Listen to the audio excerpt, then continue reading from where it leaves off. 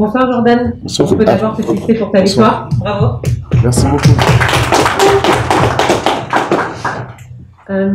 Jordan, avant de commencer, est-ce que tu as un petit mot à dire ou tu préfères passer aux questions directement? On passe aux questions. En tout cas, merci à tous d'être là. C'est cool. Bonsoir Jordan. Bonsoir. Merci pour Culture MMA. Félicitations pour ta victoire. Merci. Bon, c'était très très serré, hein. Ça pouvait aller d'un côté comme de l'autre, surtout au niveau du round 2. Moi pour ma part, je voulais pour le round 2, pour toi. Moi pour ma part, je voulais 2-1 pour toi, mais je sais qu'il y a pas mal de personnes dans cette salle-là qui voyaient plus de 1 pour Wissam. Mais voilà, je vais pas te parler de la décision, moi je vais plutôt te parler du combat et de, on va dire, ta carrière jusque-là. Comment dire, tu pourrais recevoir quelques critiques justement au niveau du spectacle. On sait que tu es quelqu'un qui est très gestionnaire, qui est plutôt dans gagner, sécuriser, on va dire, un combat pour éviter de trop s'exposer, trop prendre de dégâts. C'est ça. Qu'est-ce que tu penses justement de ça? On sait que c'est pas ce qui plaît le plus aux fans. Et est-ce que tu aimerais bien y remédier pour aller chercher des finishes sur tes prochains fights? Bah là, j'ai cherché le finish. Hein. Là, franchement, j'ai donné des crochets où je fais un tour sur moi-même tellement. Dès qu'il le prenait pas, bah ça donnait ça. Mais ouais, il y a 2 fois, il a été assez sonné, mais il était très solide. Et il y a 2 fois surtout, parmi tous les coups au corps qui sont passés, on avait beaucoup travaillé ça, le crochet à fond. D'ailleurs, j'en ai mis à fond plusieurs. Et quand il fait ça, ben pam, ça passe en bas. Et il en a pris 2 à fond et c'était vraiment, il avait juste le mental, ça se voyait, il avait le souffle coupé et puis la jambe démolie à force. Donc voilà, c'est deux manières qu'on avait bossé beaucoup avec toute mon équipe. Mais voilà, enfin, j'ai pas été chercher des choses trop bancales justement parce que ben on savait que c'était un très bon grappleur. Là à la fin, il était plus fatigué que moi. Et on voulait que ça aille que dans ce sens-là.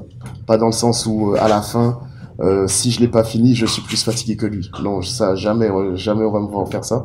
Mais c'est sûr que, ben, j'aurais bien aimé doubler ma prime, avec le finish. Et puis, l'UFC, ils ont déjà un regard sur moi et c'est ça qui me manquait, les finishes. Donc, j'avais envie de finir, mais, pas au prix d'une défaite, quoi. Voilà. Justement, je vais revenir un petit peu sur cette décision. Qu'est-ce que toi, à chaud, t'as pensé de la décision? Est-ce que c'était une décision partagée déjà d'abord pour toi et quel round tu te vois gagner sur ce combat-là? Donc, clairement, les rounds où je gagne de loin, c'est le 1 et le dernier. Le 1 et le 3. Ouais, ouais. Et le deuxième, c'est l'interprétation. Parce que je sais très bien comment on note pour les juges. Et sur les dégâts, ça s'est pas ouvert, sa tête. Mais dès son amené au sol, j'ai verrouillé sa tête. Et j'ai envoyé à fond, je suis vraiment fait mal au coude sur sa tête. Et sur ce round-là, il a pas frappé à côté de moi, quoi. Il y a eu une frappe où il m'a touché vraiment bien. Quand il s'est redressé, il a frappé fort. Mais sinon, le reste, j'ai rien, quoi. Après, ça se voit aussi. Enfin, j'ai rien. Les endroits où j'ai mal, c'est ceux avec quoi j'ai frappé. Et puis mon épaule, et je pense que j'ai bloqué aussi avec. Mais sinon, voilà. Azina Bolda pour Uppercut, félicitations pour ta victoire. Merci beaucoup. Énormément de respect avec ton adversaire, même les 2 camps se sont salués à la fin. Il n'y a pas eu de trash talk avant.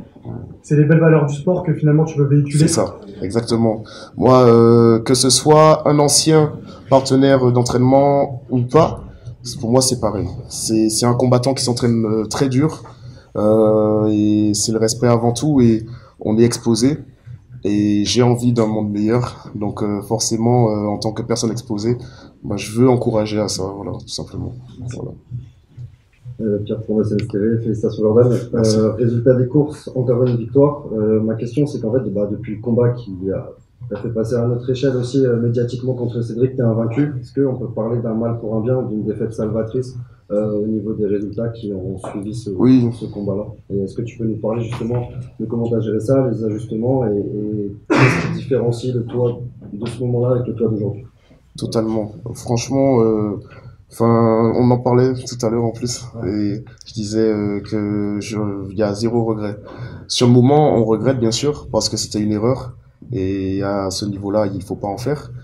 Et voilà, j'ai changé. D'ailleurs, pour ce combat à la j'avais changé ma manière c'était pas le bon état d'esprit. Et du coup, ça m'a encore plus renforcé sur les choses que je dois pas changer pour gagner. Et puis, mentalement, être inébranlable. Voilà. Et pour la suite, du coup, est-ce que tu vises aussi le sommet de cette catégorie? C'est quoi tes ambitions là tout de suite, à l'heure pile où on parle? Donc tout de suite, c'est toujours les mêmes ambitions. Donc comme toujours, être champion de l'organisation où je suis, donc Ares, et dès que possible, aller à l'UFC et être champion. C'est toujours la même chose. Merci beaucoup. Merci beaucoup à toi. Dernière question pour toi, Jordan. Bonsoir Jordan, Milo Sport. Tu l'as dit, tu penses que tu mérites cette décision. Qu'est-ce que selon toi tu devrais retravailler pour aller chercher soit un finish, soit une décision unanime dans le prochain combat? Donc les choses à travailler, je pense que c'est pour ce combat-là, j'avais trop envie de toucher sur presque toutes mes initiatives. Et du coup, il y a des phases où ça s'est vu quand j'avais plusieurs jabs d'affilée qui touchaient, mais c'était trop des phases. Fallait que dans les moments où je mets de la puissance, quand même, que ce soit mixé un peu plus. D'ailleurs, il y avait un code qu'on avait mis, c'était mix, pour que je mette un peu plus de volume en plus de la puissance et que je mette plus d'incertitude.